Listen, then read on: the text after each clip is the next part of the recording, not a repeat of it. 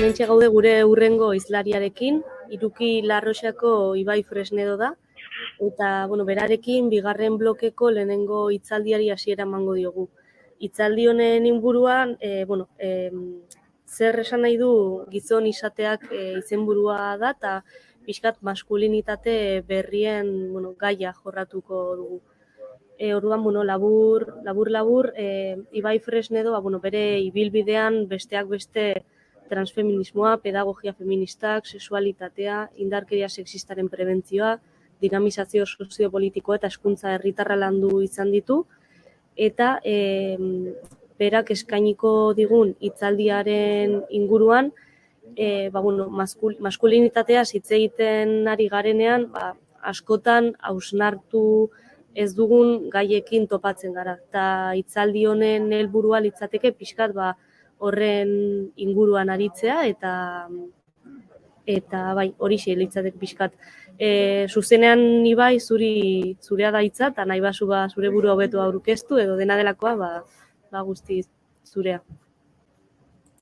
Oso ondo, egun on denei, eskerrik asko gonbidapenagatik, eta, aurkezten oso nahi diate, baina hala ere, izena bergogoratzea, Ibai Fresnedo naiz, Iruki Larroxa kooperatibako kidea, Iruki Larroxan parekidetasuna eta LGTB gaien bueltan formazioa, kalkularitzak, ikerketak eta abarreko lanak egiten ditugu, eta justuki gaur etorri naiz maskulinitateen inguruan hitz egitera edota gizontasunaren inguruan hitz egitera. Eta orain azalduko dizuet zergatik azpimarra nahi dudan jarri gizontasunaren gaian batez ere. Orduan, gaurko hitzaldian egokitu zaidan galdera da zer esan nahi duen gaur egun gure gizartean behintzat gizon izateak, eta oraintxe bertan aipatu dudan bezala, beharrezkoa ikusten dut abiapuntu gisa desberdintasun bat argitzea, ez? Garrantzitsua delako batetik kontziente izatea zertaz ari garen maskulinitateaz hitz egiten dugunean, eta bestetik gizontasunaz hitz egiten dugunean. Orduan, argitzearen maskulinitatea zer den, edo behintzat zer den orokorrean eta ze funtzio dauzkan, argi dago maskulinitatea azken finean balio maskulinoekin loturiko hainbat rol, jokabide, espektatiba, pentsaera eta sentimendu desberdinen multzoa izan daitekela, ez? Gure gorputzetan, gure portaeretan, eta batez ere egunerokoan eraikitzen ditugun harreman horietan eragina duen efektu multzo modukoa da. Baina azken finean antzezpen baten inguruan ari gara, ez? Generoaz hitz egiten dugunean, argi dago dauzkagula identitateak, emakume, gizon eta abarrekoak, zitarrak eta bestelako batzuk, ere gaur egun ere baditugula gure artean, bitartasun horretatik harago. Baina bestetik dauzkagu genero rolak edo jokabideak, ez? Hor kokatuko genuke maskulinitatea. Zein da maskulinitatearen edo zeintzuk izan daitezke maskulinitatearen helburu orokorrak? Denok dakigunez, gure gaur egungo gizartean oraindik ere sistema patriarkala dago aktibo, gure artean, sistema patriarkal batean bizi gara, eta maskulinitatearen helburu estrategikoetako bat bai dela gizon gisa bizi garenok, behintzat edo kategorizatuta bezala bizi garenok, edo gizon bezala sozializatu garenoi, kultura partikular bat eraikitzen laguntzea. Hori da maskulinitatearen helburutako bat, ez? Gainera, emakumezkoen bueltan sorturiko kultura partikularra subkulturazat ulertzen laguntzen digu maskulinitateak, batez ere generoen artean botere harreman bat sortzen delako, ez? Generoaren existentzia beragatik, ez? Sistema patriarkal horrek eraikitzen delako horrela, baina batez ere maskulinitateak laguntzen dugu kolektiboki gizon bezala giza estrukturetan edo gure gizartean posizio gorenean kokatzea, ez? Privilegio batzuen bitartez gizarte estruktura horietan kokatzea. Ondorioz, nolabaiteko dominazio eta sumisio logika baten bueltan ari gara egunerokoan, eta emakumezkoen zapalkuntza egoera sistemiko hori ere iragunarazten laguntzen du, ez bakarrik maskulinitateak, baizik eta feminitateak ere bai, ez? Orduan, azken fina maskulinitateaz hitz egiten ari garenean, hitz egiten ari gara antzezpen batetaz, hori argi dago, baina hemen interesgarriena da, hasi beharko ginatekela, edo behintzat nire iritzia da, hasi beharko ginatekela hitz egiten gizontasuna. Zergatik,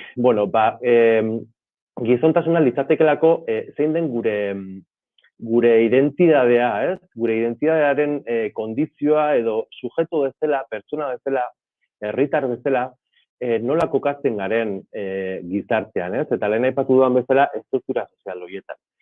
Noski maskulinitateak lagunduko duela gizontasunaren moldea den heinean, lagunduko duela gizontasuna bera eraikitzen, identitate hori eraikitzen, baina oso gauza bi gauza oso desberdina dira. Eta askotan sinonimotzat hartzen ditugu. Hau aipatzen dut, eta behin azalduta bien arteko desberdintasuna, hau aipatzen dut batez ere, gizonok parekietasuna lantzerakoan zentratzen garelako maskulinitatetan. Edo behintzat maskulinitatea dugu soilik hizpide. Eta niretzat garrantzitsuagoa da nolabait gizontasunean azpimarra jartzea, ze maskulinitatean bakarrik zentratzen bagara, ari gara zentratzen maila individual batean, ez? Norberak zer eraldatu dezaken, bere egunerokoan gizon bezala, baina maskulinitatean azpimarra jarrita, eta ez hainbeste gizon bezala gizarte strukturetan dauzkagun privilegio horietan, ez? Eta hor dugu behar handiena, hor eragin beharko genuke batez ere, ahaztu gabe bakoitzak bere lanketa propioa egin behar duela maila individualean. Hori argi dago, ez? Baina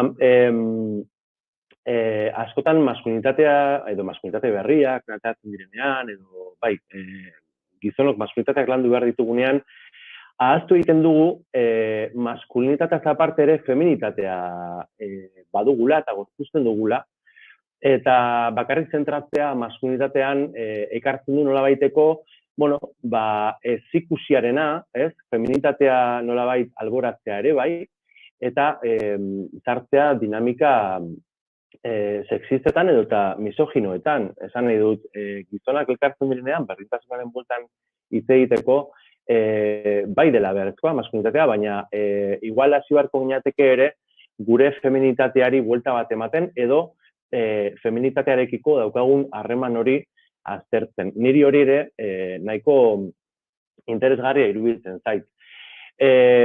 Hala ere, esan bezala, bai feminitatea edo maskulinitatea gizonona aztertzea beharrezkoa bada ere, uste dut berdintasunaz hitz egiten dugunean, edo parekietasunaz, nik nahiago dudala parekietasun hitza, gogora ekarri behar dugula feminismoak egindako lana, historian zehar egindako lana, emakumeek egindako edo borrokatu egin dituzten eskubide horiek guztiak, eta nola feminismoak ere gizonak interpelatu egiten gaituen, eta nola feminismoak behin eta berriz errepikatzen duen aurrerapauso batzuk egoten ari direla, berari esker, feminismoari esker, eta mugimendu feministari esker, baina oraindik ere gaur egun, oraindik gizonok badauzkagula privilegio batzuk, ez? Maskulinitatearen gaia pixkat berreskuratuz, eta feminismoa aipatu dudala, esatea, adibidez, feminismoa ez dela historian zehar zentratu emakumezkoen feminitatean justuki gizartea eraldatzeko.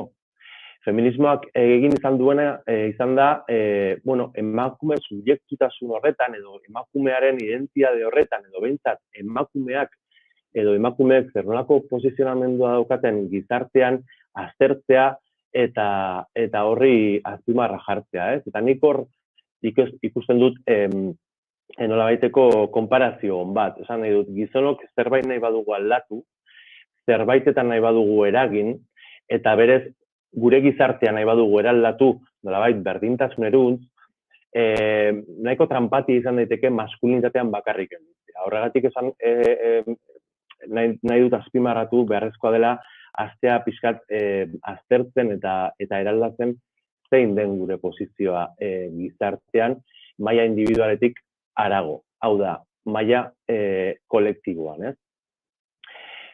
Bueno, hau izan da pixkat sarreratxoa, beharrezkoa ikusten dudalako hau guztia aipatzea marko bezala, baina maskulinitateekin jarraituz, askotan ere maskulinitate berriak entzuten ditugu, bestetik maskulinitate hegemonikoa ere entzuten dugu, maskulinitate toksikoa, maskulinitate tradizionala, eta beharrezkoa iruditzen zait, nolabait, maskulinitate hegemonikoaren inguruan hitz egiten dugunean, ez nahaztea maskulinitate tradizionalarekin, hori niretzat funtsezkoa da, ze askotan maskulinitate hegemonikoa erabiltzen dugu gainontzeko gizon batzuetatik desberdintzeko, ez, edo aldentzeko. Nolabait, behar dugulako, bueno, gure gizartean matxistak diren gizon horietatik aldendu, justifikatzeko gure burua eta askotan zuritzeko gure burua.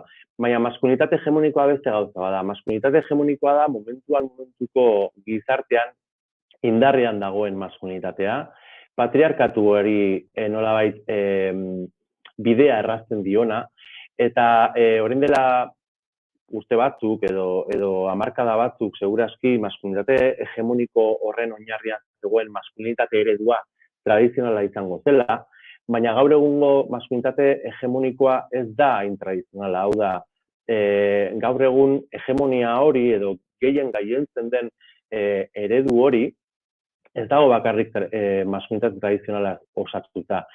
Izan ere, esango nuke,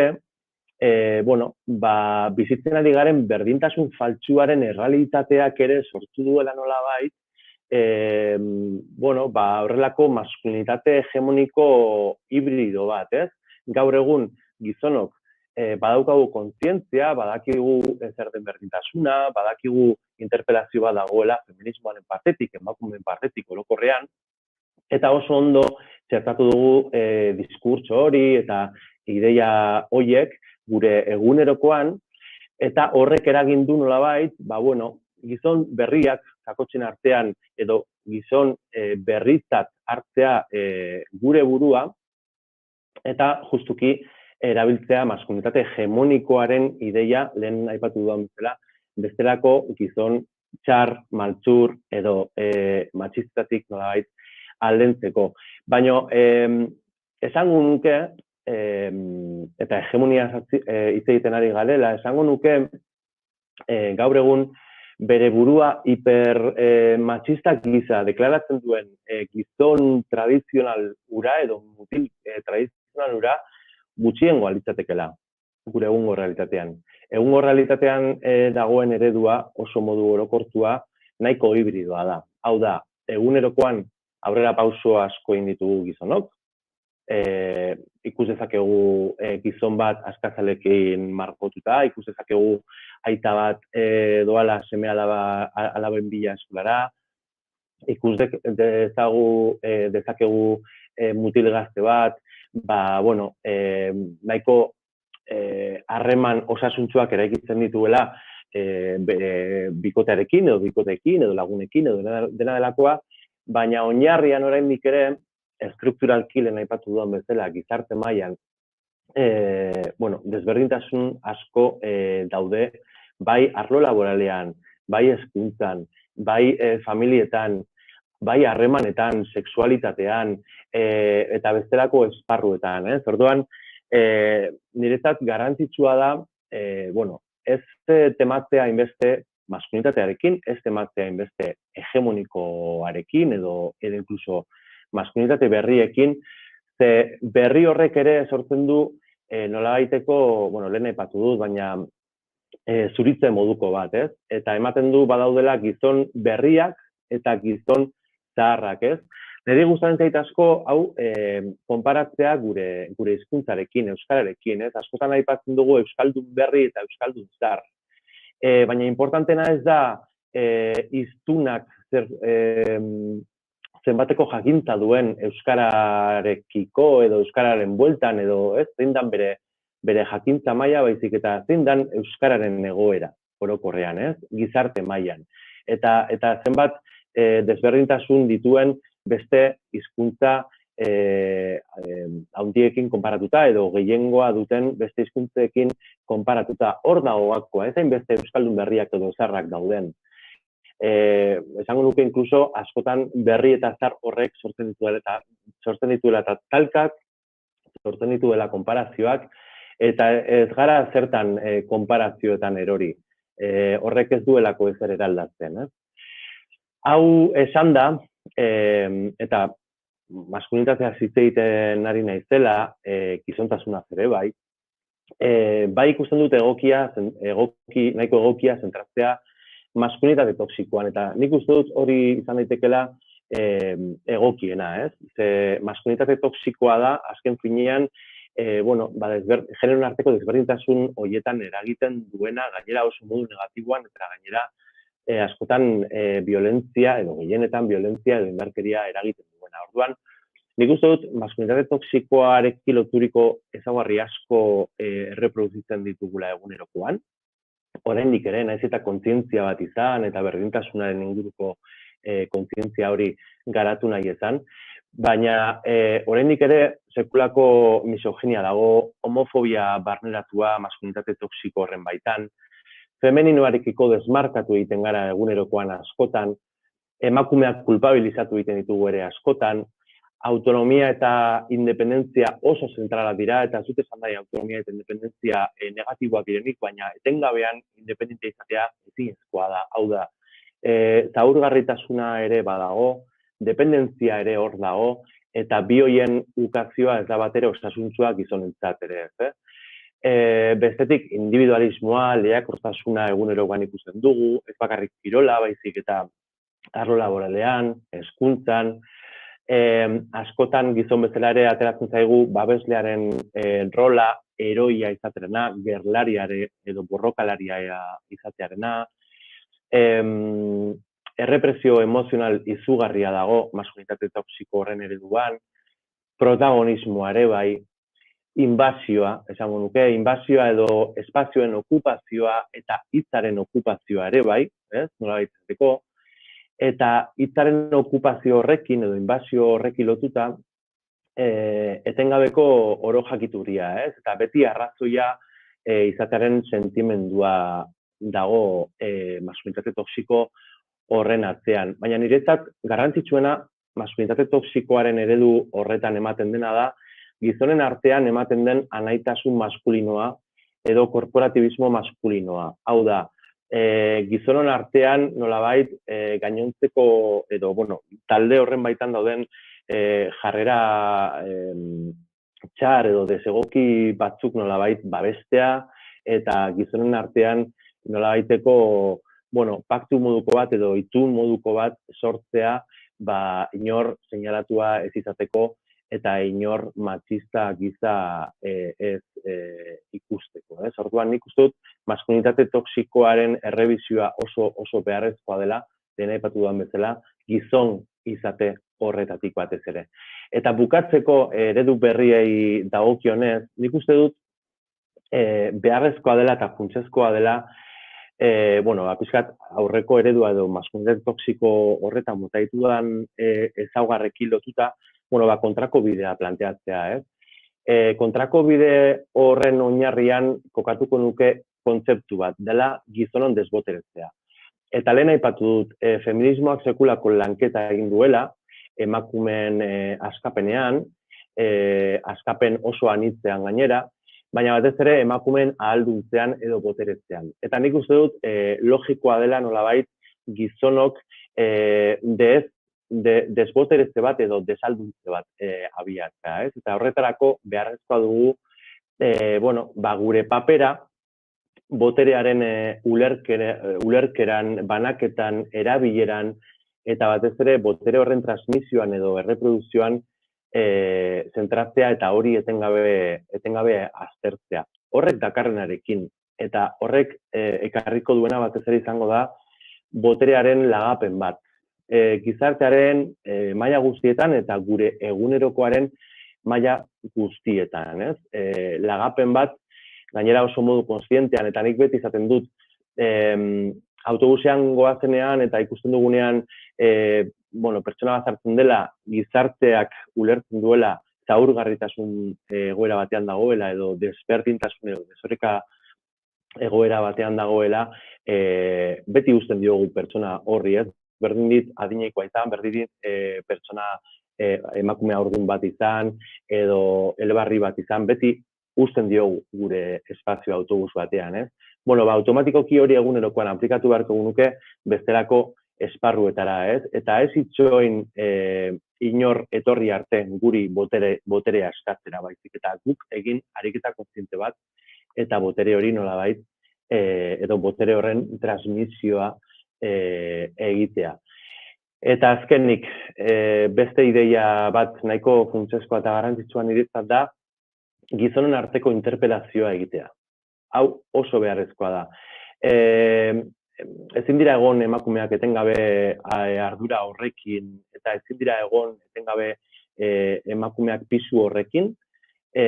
Gizonen artean, nolabait gure artean, esan behar diogu elkarri zertan hobetu behar dugun, zertan zentratu behar garen, kritikak ere eraikitzaileak egin behar dizkiogu elkarri, eta nolabait matxismoarekin hortik ere hasi akabatzen.